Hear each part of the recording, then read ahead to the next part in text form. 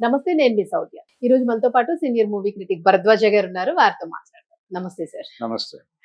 Sir, Mangli మనందరికీ బాగా సుపరిచితం.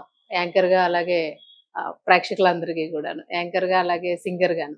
So ఇప్పుడు వచ్చిన కాంట్రవర్సీ ఏదైతే ఉందో, సో దానికి సంబంధించి అంటే మీ ఒపీనియన్ ఏంటి? తన మధ్యలో శ్రీముఖి ప్రస్తావన అనవసరంగా తీసుకొచ్చారు అని అంటూ ఉన్నారు. అక్కడ తీసుకురావాల్సిన అవసరం లేదేమో అని వ్యక్తపరుస్తూ ఉన్నారు. అసలు ఇప్పుడు ప్రెసెంట్ ఉన్న సిచ్యువేషన్ ఏంటి? ఆవిడ మాట్లాడుతున్నది ఏంటి? కేసు డీటెయిల్స్ ఏంటి అసలు? అంటే 200 కోట్ల స్కామ్ ఏదో జరిగినట్టుగా ఎస్టాబ్లిష్ అయిందండి వీళ్ళందరి మాటల్లో నుంచి.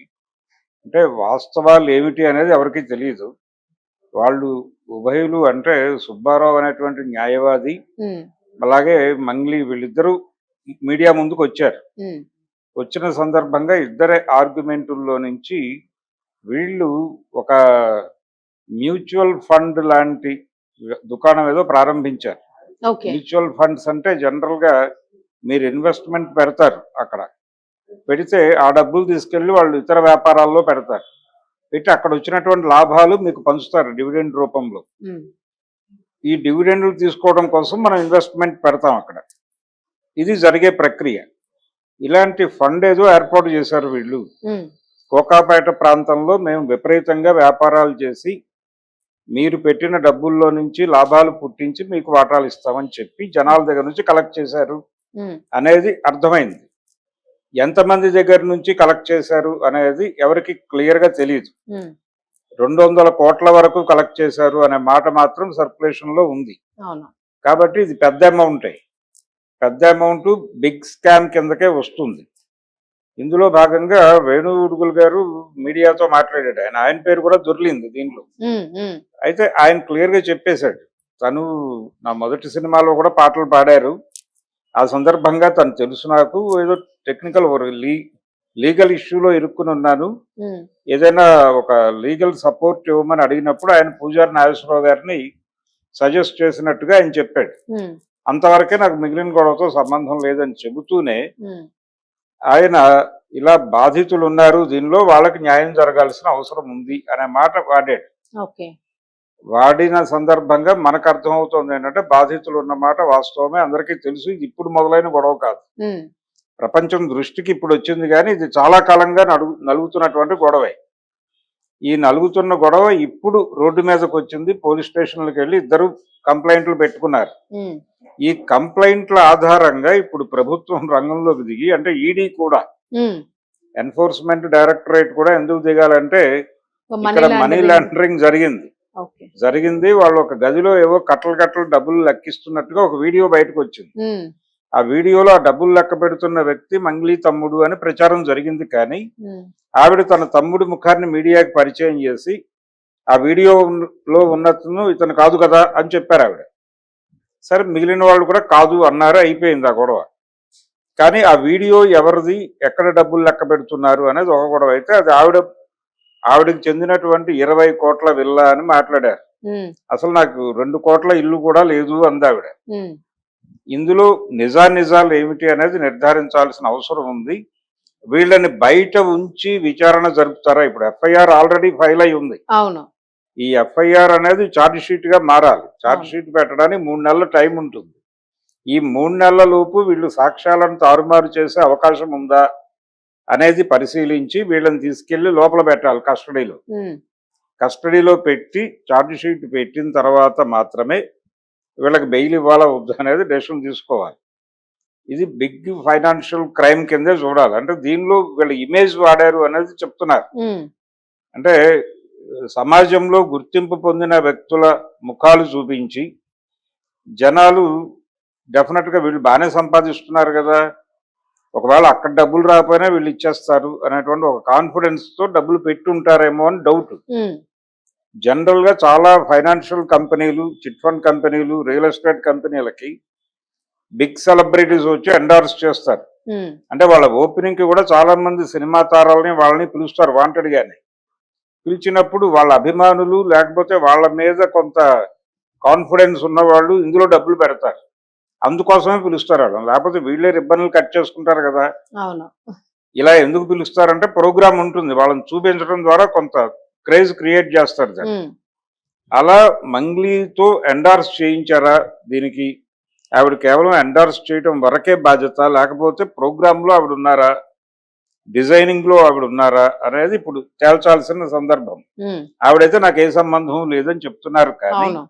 ఆవిడకి సంబంధం లేకపోతే ఆవిడ వేణుగురుకుల్ గారిని లీగల్ అసిస్టెంట్స్ కావాలను అని ఎందుకు అడుగుతారు? ఉమ్, అంటే ఏదో మేరకు ఆవిడకి అందులో ఆ విషయాల మీద పట్టు ఉంది. రెండోది, ఆవిడ ఆ అడ్వకేట్ గురించి మాట్లాడుతూ అతనికి బిగ్ బాస్ షోకి వెళ్ళాలనే కోరిక ఉంది, ఈ కాంట్రవర్సీల ద్వారా ఆ విండో ఓపెన్ అవుతుందేమో అని చూసుకుంటున్నాడు అని చెప్పింది ఆవిడ. ఓకే. చెప్తూ ఒక యాంకర్ గురించి కూడా మాట్లాడారు ఆవిడ. ఉమ్, ఇవన్నీ ఇంతలో ఈ విషయాలు ఎలా తెలుసు అంటే ఆయన అభిరుచులు, ఆయన ఆలోచనలు తెలిసే మేరకు పరిచయాలు ఉన్నాయి వీళ్ళకి.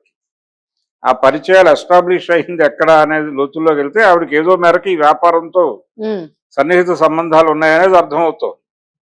అందుకని ప్రోబ్ చేయాల్సిన అవసరం ఇప్పుడు పోలీసుల చేతిలో ఉంది. వాళ్ళు 2 కంప్లైంట్లు వచ్చాయి మాకు, 2 కంప్లైంట్లు మేము తీసుకున్నాం, లీగల్ ఒపీనియన్కి పంపించామని చెప్పారు సిఐ గారు. అవును.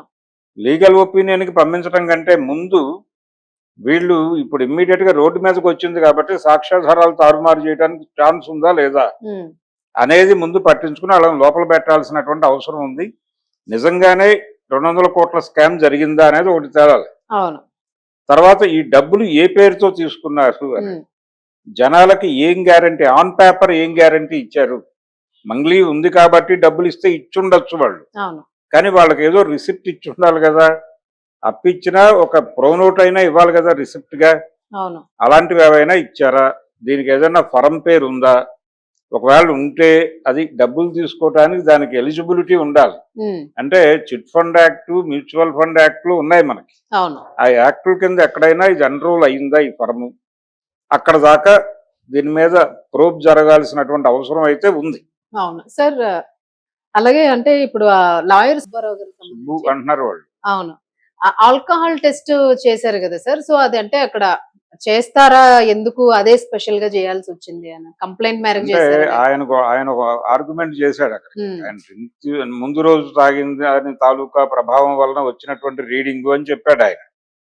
అవన్నీ తప్పు. ఆయన తీసుకునే వెళ్ళుండొచ్చు. ఉమ్, తీసుకుని వెళ్ళాను అని చెప్పడంలో పెద్ద ఇబ్బంది పడాల్సిన అవసరమేం లేదు, కానీ ఉమ్, ఆయన వాళ్ళ హక్కుల గురించి ప్రశ్నించాడు.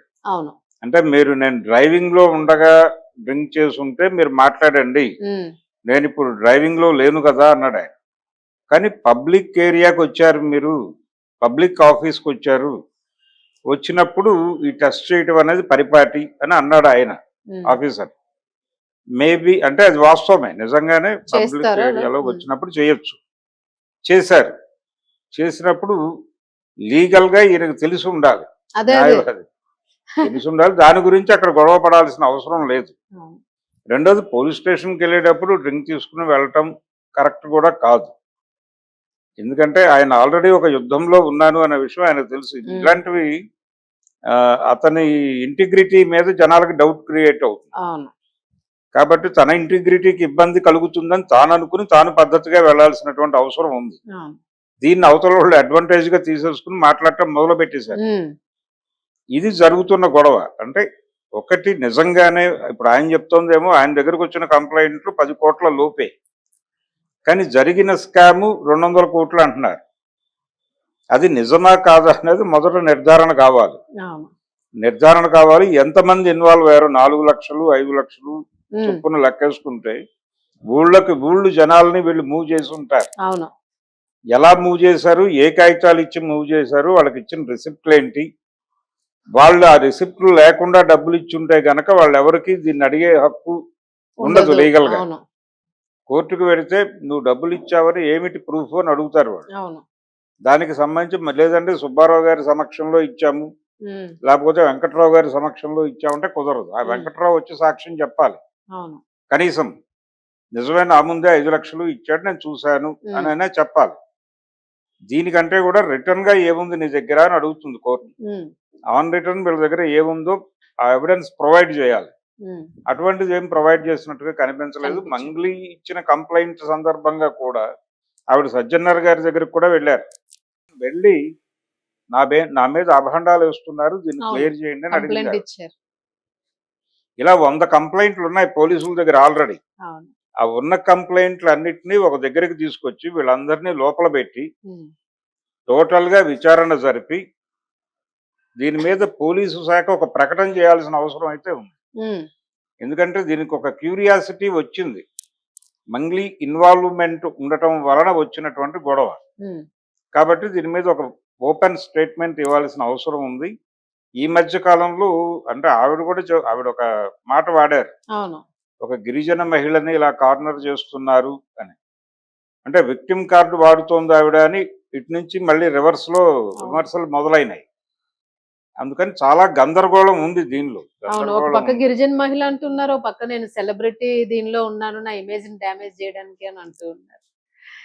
అంటే వృత్తి దెబ్బతింటుంది అనేది ఆవిడ పెయిన్ ఉమ్, కావచ్చు. ఉమ్. అది దాంతో ఇంటెన్షన్ అది కావచ్చు. అంటే దాన్ని తప్పు అనాల్సిన అవసరం లేదు. ఆవిడ బాధ ఉండొచ్చు. కానీ ప్రూవ్ చేసుకోవాల్సిన అవసరం కూడా ఉంది. అవును.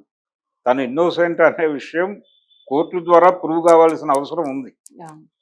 అది ప్రూవ్ చేసుకోవడానికి ఆవిడ ఏ విట్నెసెస్ సమర్పించారు కోర్టు వాళ్ళకి పోలీసులకి అనేది తెలియదు. ఏమి ఇవ్వలేదనే చెప్పాడు ఆయన. ఉమ్, ఇద్దరు చెరో కంప్లైంట్ ఇచ్చారు. ఎవరు మాకేమి కాగితాలు డాక్యుమెంట్స్ మా చేతికి ఏమీ ఇవ్వలేదు, కంప్లైంట్లు మాత్రమే ఇచ్చారు అని సిఐ గారు చెప్పాడు.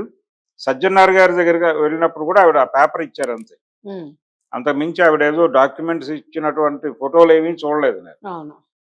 కాబట్టి గందరగోళం ఉంది దీనిలో. ఉమ్, గందరగోళం ఉంది. ఇలాంటి క్రైమ్స్ ఇలాంటి కళాకారిని చెయ్యొచ్చా అని కొంతమంది మాట్లాడుతున్నారు, కానీ చేయొచ్చు, ఎవరైనా చేయొచ్చు. ఉమ్. దానికి ఏం ఒక ఎలిజిబిలిటీ ఇవేమీ లేవు. లేవు.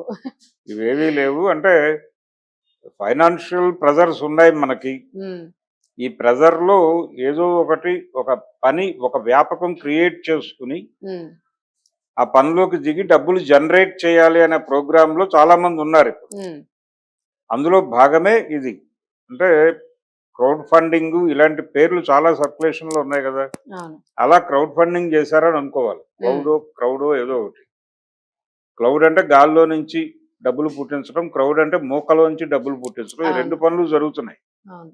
ఈ రెండు పనులు చాలా సునాయాసంగా చేసేస్తున్నారు. వాళ్ళకి కూడా డబ్బులు కావాలి. అవును. వాళ్ళ దగ్గర ఉన్న 5 లక్షలకి బ్యాంకు వాళ్ళు ఇచ్చే వడ్డీనో లేకపోతే ఊళ్ళో ఎవరికైనా ఇస్తే వస్తాయో రావో అనే అనుమానాల చేత ఇలాంటి వాటిలో పెడుతున్నారు జనాలు. అవును. ఇలాంటి వాళ్ళు ఇలా మోసం చేస్తున్నారు. అంటే ఒక నమ్మకంతో పెట్టిన దాన్ని ఇప్పుడు ఏదో నమ్మకం ఉంది వాళ్ళకి. బహుశా ఆ నమ్మకం ఈ అమ్మాయి కావచ్చు కూడా. అంటే తనకున్నటువంటి స్టేటస్ క్రెడిబిలిటీని బట్టి వాళ్ళు అంతే ఎట్లా అంతే అనుకుని అంతే. ఉండొచ్చు. తనకున్నటువంటి క్రెడిబిలిటీ రీత్యానే డబ్బులు పెడతారు. ఉమ్, అంటే దీనికి కూడా వాళ్ళు జవాబుదారీగా నిలబడాలి. అవును. అందుకని ఆవిడ ఆ మాట వాడారు అక్కడ. అవును.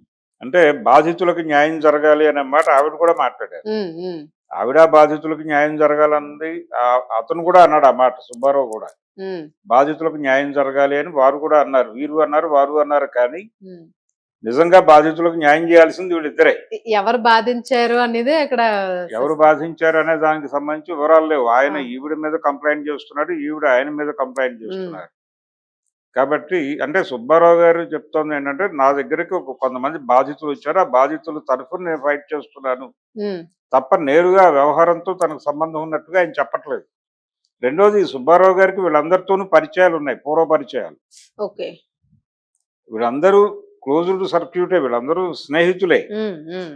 స్నేహితుల మధ్య చెలరేగినటువంటి వివాదంగా కనిపిస్తోంది వాళ్ళ మాటలు బట్టి. ఓకే. ఓకే.